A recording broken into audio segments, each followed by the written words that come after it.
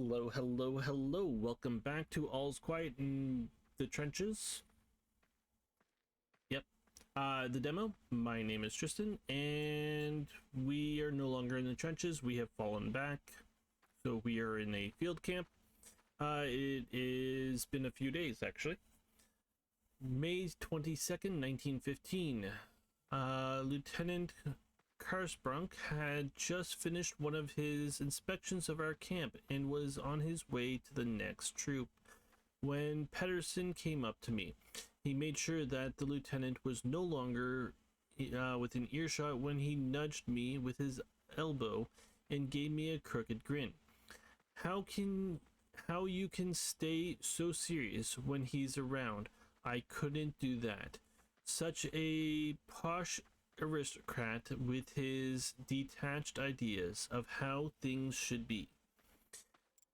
He began to imitate one of the lieutenant's speeches about the importance of perceiving the shine of our uniform buttons, and then interrupted himself with an amused snort.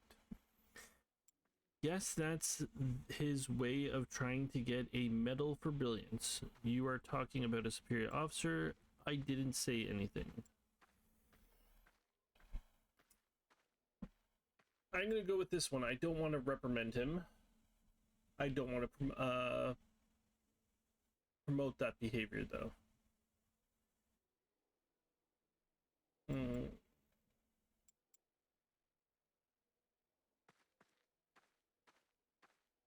going to pick this. It's not going to lower mood that... It should not lower mood that much, at least. And... hopefully it keeps us out of trouble. You were talking about a superior officer, I reminded him coolly. Okay. Apparently my soldiers had forgotten how to act appropriately. It was about time I reminded them. So what? If anything, it's even worse that a guy who's so detached from reality is giving us orders. He waited a moment, hoping I would give in, but then rolled his eyes and left.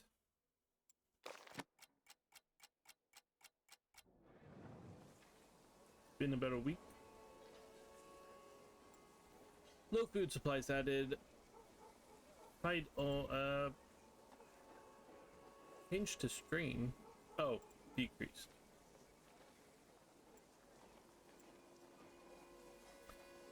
Tired added. Hey, we have a new soldier. I guess that's why these are here. Weather added. Okay, who are you?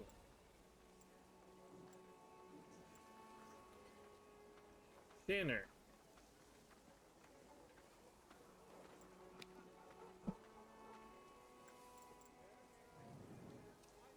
Private Danner reporting for duty. Where and with whom am I supposed to pitch my tent? Ooh, cool. Personal issues. What do you want to know? Nothing. Family. I come from a military family. My grandfather's grandfather marched in Napoleon's Grand Army. My grandfather still fought for the French at Sedan. Now I am on the other side, just as my forefathers fought bravely for their fatherland. Today I am fighting for mine. Okay.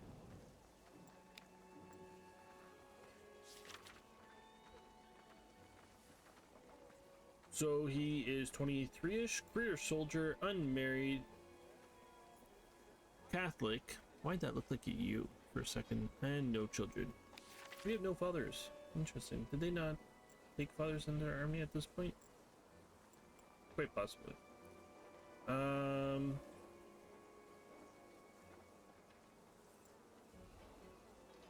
You're still in the field hospital.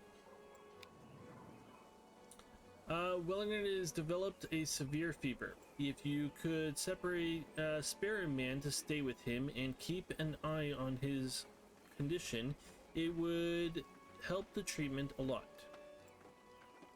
Current workload.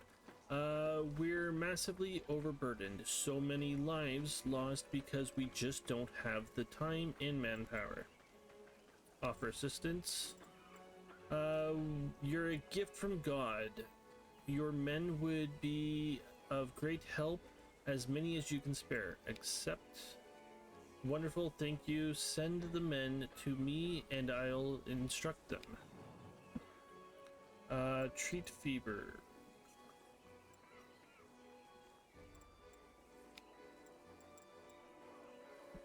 Very sociable. Pragmatic. When it comes down to it, orders are merely guidelines. After all, what does the major even know about how to fight in a trench? Barely compassionate. Okay, let's send you to here.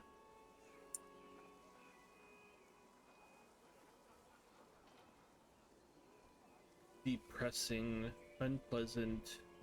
Well, guess what? Welcome to the army.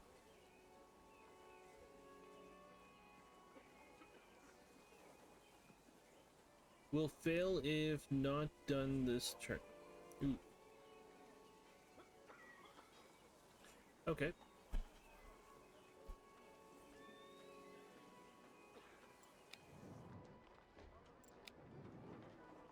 Supply is slowly running low. I loathe giving the men insufficient rations, but it could become necessary soon. I hope you can make sure that won't happen here. Rations. Let's maintain rations.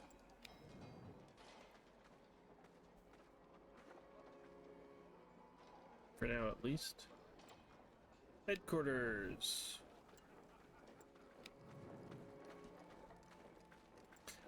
These villagers are suspect.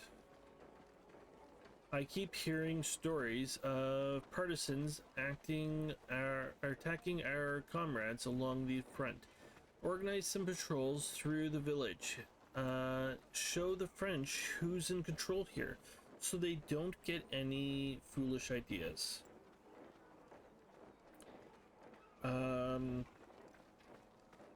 Let's... Eager, are you trying to suck up to me? Yes, I am. Fine with me. Good, God knows you need it with your current track record. Perhaps I'll overlook your previous mistakes if you allocate some men to the entertainment efforts. The more, the better.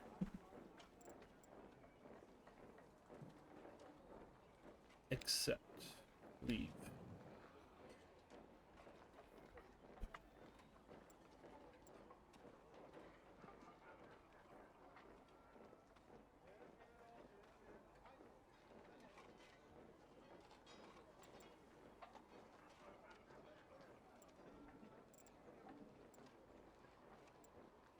Entrenchment, not entertainment. I need you guys back. And that's basically what we're gonna get.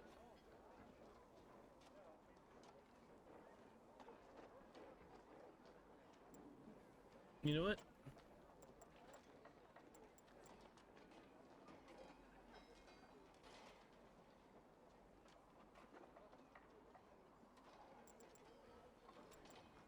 Damn. Somebody else to talk to as well. I'm guessing that's the villagers. Yep. Bonjour, monsieur. Are you the hunter officer whose people pitched their tents right there at that camp entrance? My name is Marianne Larcouche. I am out of the village elder. I am one of the village elders in our community. Since I can speak German, I try my best to mediate between the residents of the village and the soldiers here in the camp. Ask for food. The harvest is in full swing, monsieur. If you send us some of your men to help, we'll gladly give you a share of the harvest.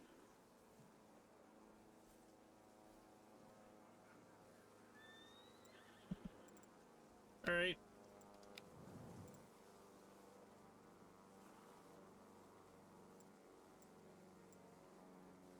I don't even see where that's available on here. I don't have the option anyway, so yeah.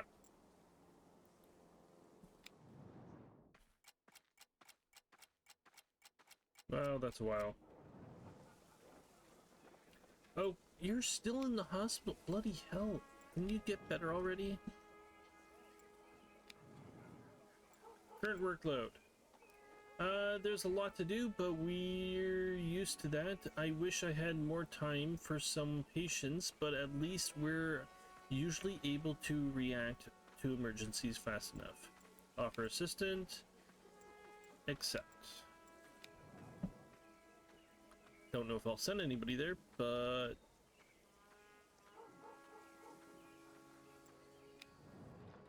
how's rations? Any special wishes for tomorrow's meal? I can't make any promises, but I would want to try. We can't do double. I am currently serving the men the regular issue rations. My heart aches at the thought, but given the state of our supplies, lower rations might be in order lest we run out.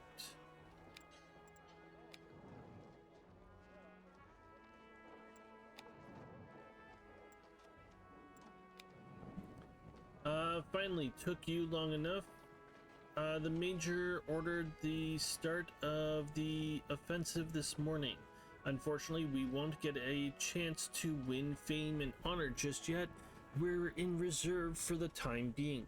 Make sure your men are ready to move out at all times. After all, we don't want to disappoint the Major once it's finally our turn. Let's not ask you for more work yet.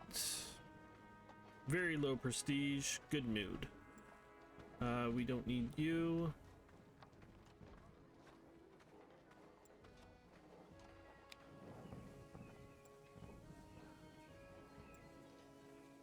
I can't click, there we go. Do you have a minute? We need your help with something here in the hospital. Requested help. So what? If anything, it's even worse that a guy who's so detached from reality is giving us orders. Oh wait, wrong one. Thanks you for taking the time. Sister Elizabeth seems... I'm getting... I want her information. How old is she? Even though the field hospital did not seem too crowded at the moment, please follow me. She motioned and led me past the hospital towards a barren patch of land with a series of shallow ditches dug in a long line graves. I heard there's a new offensive coming. Elizabeth paused and turned towards me with dire seriousness in her eyes and pointed toward the graves. Well, you're going to need a lot more of those. Do you think you could spare some of your men the dig more of them? To dig more of them. We can't help you. Of course we'll help out. I'll see what I can do. Let's say that one. I'll see what I can do. I conceded with some hesitation, but I can't promise anything. Elizabeth nodded with gratitude and put a gentle hand on my arm. Thank you. That's all I ask. I know you're in a difficult position, and I don't mean to make it any harder on you. With those words, she turned away to hurry back to the field hospital. Okay. I'm gonna send you back to treat the fever. Who do we have left? Headquarters. What do you want now? Your unit is tasked with guard duty. Appoint 2 men to patrol the boundaries of our camp.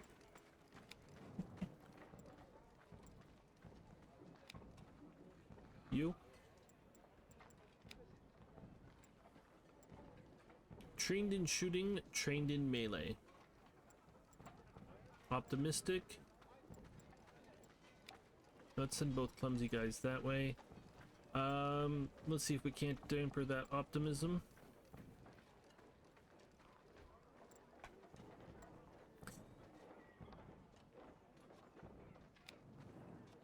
Ask for more work. Now, how unexpectedly eager you are. Trying to suck up. Yes, yes, yes. Fine with me. God only knows you need it. Perhaps I'll overlook your mistakes if you allocate some men to entrenchment efforts. Accept. Leave. I'm gonna move you down to entrenchment. Oh wait, there's the hospital there. Crap, I still can't do the entrenchment. I'm trying to get him to like me.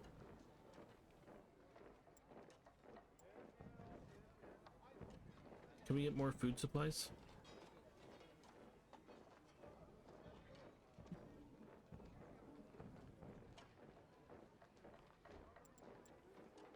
I'm gonna help him this time. Tuesday. Nope. Okay. Sunday, June 20th, 1915. Sunday service usually lifted the spirits in camp, especially among the more religious of the men. Accordingly, I was relieved when a military chaplain finally came by, and many of the soldiers rushed to the opportunity to listen to his sermon. The field clergymen in the German army often had little time left to deal with the everyday concerns of soldiers after taking care of the wounded and burying the dead. A priest or pastor in the army often had to look after up to 1,600 soldiers. The few and initially even unpaid rabbis even more. As usual, Cumberbund was first among his pious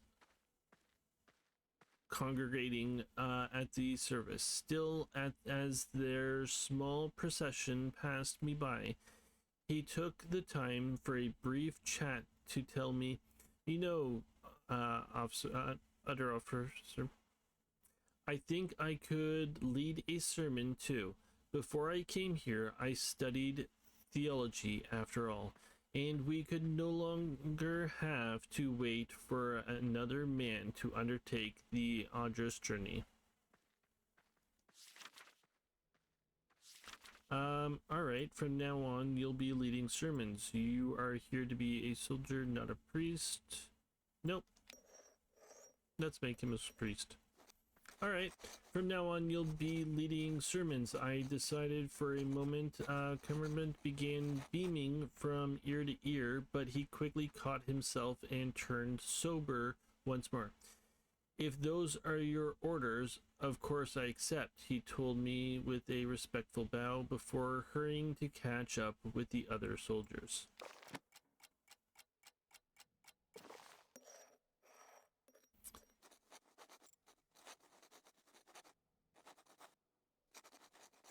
Wednesday, June 30th. 10 days passed. Mold everywhere, Zelensky. Field cook commented as he went out an extremely low as he held out an extremely loaf of bread covered in green stains to me. I'll have to throw it away. I lowered my gaze anxiously to the basket of baked goods at his feet. We were both aware that this made up a not insignificant part of our reserves.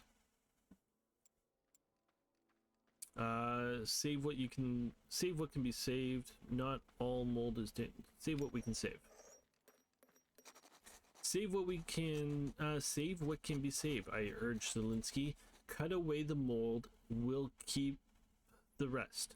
He looked a little disgusted for a moment at the loaf of bread in his hand, but then nodded in resignation and set to work. July 1st, 1915. 1 year before the Battle of the Somme. Or is this the battles? Tom's is 16, right? Madame Lorche,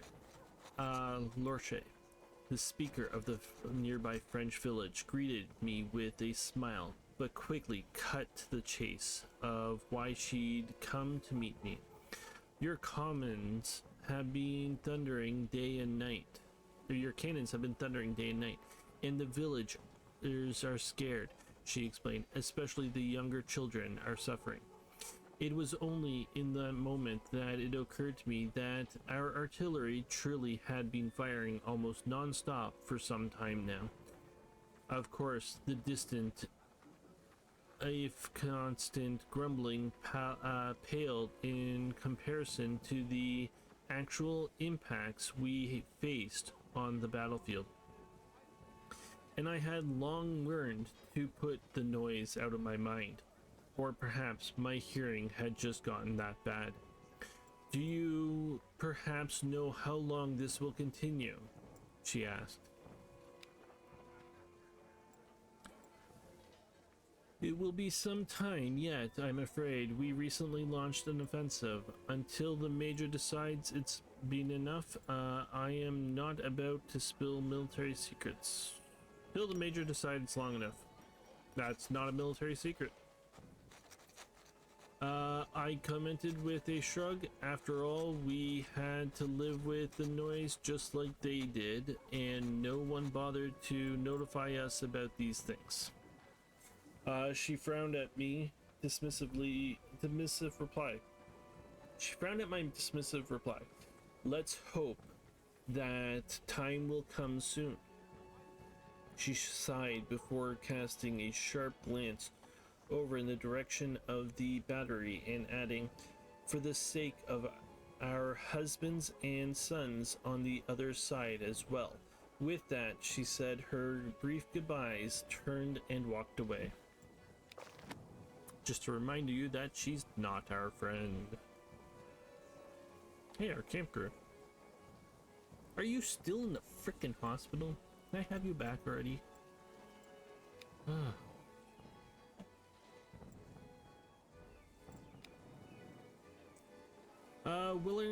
Fever has subsided. Let's hope his recovery goes without further complications. Okay. Current workload? We're massively overburdened. So many lives lost because we just don't have the time and manpower. Offer assistance, accept. So I plan on helping her. Plan.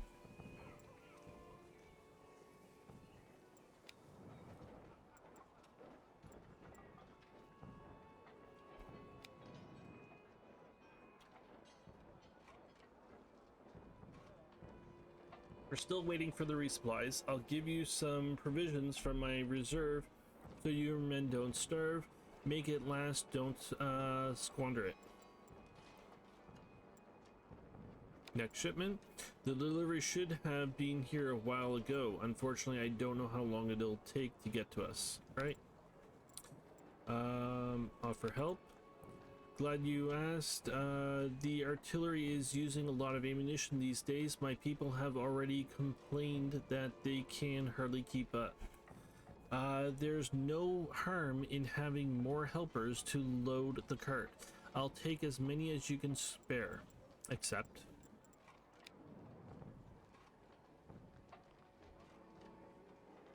I mean, we might get extra rations for this, so...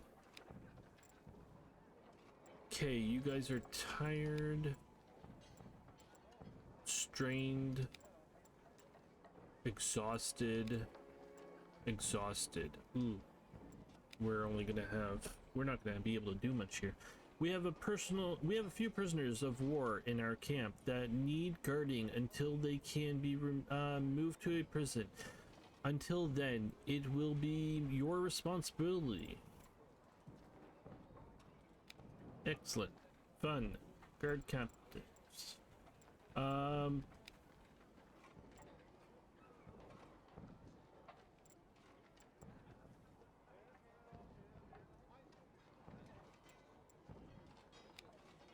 Okay. Assist at the hospital is exhausting. Didn't realize that. We need to help them. Effects per assigned soldier. Effects per assigned soldier. Unpleasant.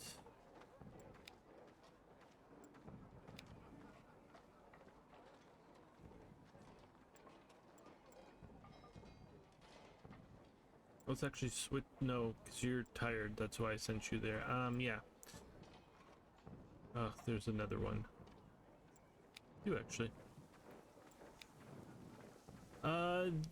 There's a pub in the village. Penderson and I would like to visit with your permission.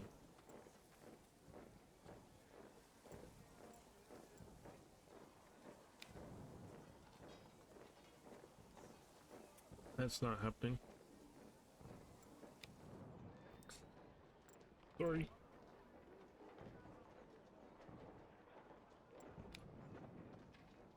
The supply is running low. Excuse me. I loathe giving the men insufficient rations, but it could become necessary soon. I hope you can make sure that won't happen. Well, until you tell us we need to cut rations, low supply stock added. The quartermaster can compensate for how many shortage from the supply storage, but even his capabilities are not unlimited.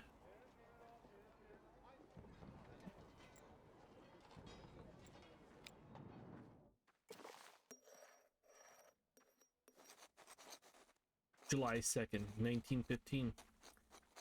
Casper Penderson caught my eye at dinner.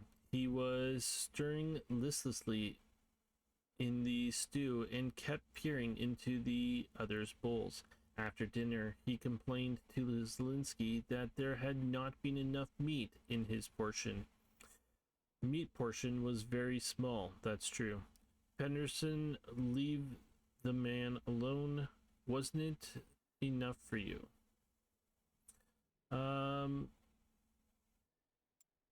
Oh, it's you. You're the hungry one. Wasn't it enough for you? Pester turned to me in surprise. No, it wasn't, he simply said. For that kind of thing, you talk to me in the future. Very well, you will get a bigger ration today. I guess you will have to get used to it, to be honest. We don't have the extra rations. I'm not giving you extra rations. That's for sure. But I'm from Schleswig. We are Danes. Replied as if that would change the situation. Danes. In 1864, after German-Danish War, all duchies in Schleswig-Holstein became Prussian provinces, regardless of their previous affiliation with Denmark.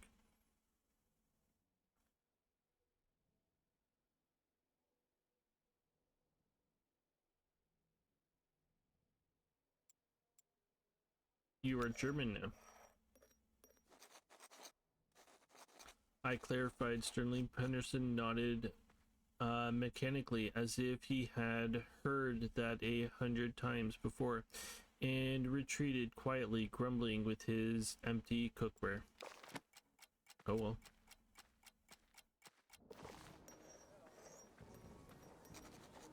Thursday, July 15th, 1915.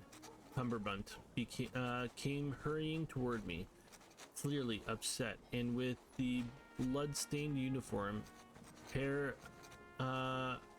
Underofficer, have you seen the sorry state of the field hospital? He asked, visibly aghast.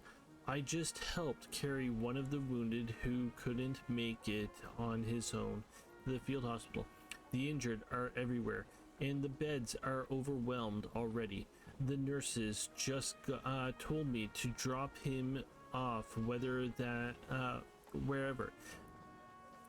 That they had no time to tend to him anyhow.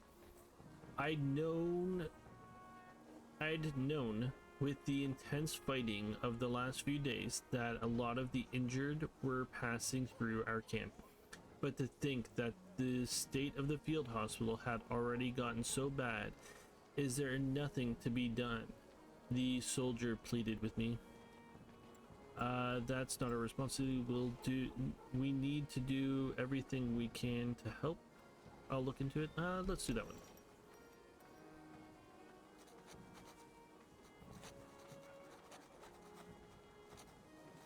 Typically, field hospitals weren't exactly in the camp, or they're a bit separate for the reason of you wanted to keep your soldiers away from seeing where they're going to end up being and what their futurehood is, or their future is likely to be. We need to do everything we can to help. I agree, of course. This is primarily about saving our wounded comrades' lives, but a less overburdened field hospital might also be help to ourselves if any of us were to be wounded on our next deployment.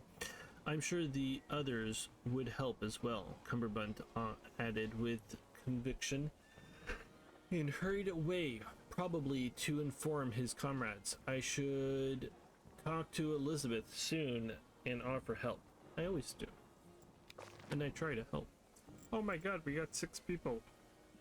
Okay, I'm going to put a cut in here. Thank you all so much for watching. It's been a pleasure. Please leave any comments that you might have, and I hope to see you all again. Have a great day, everybody.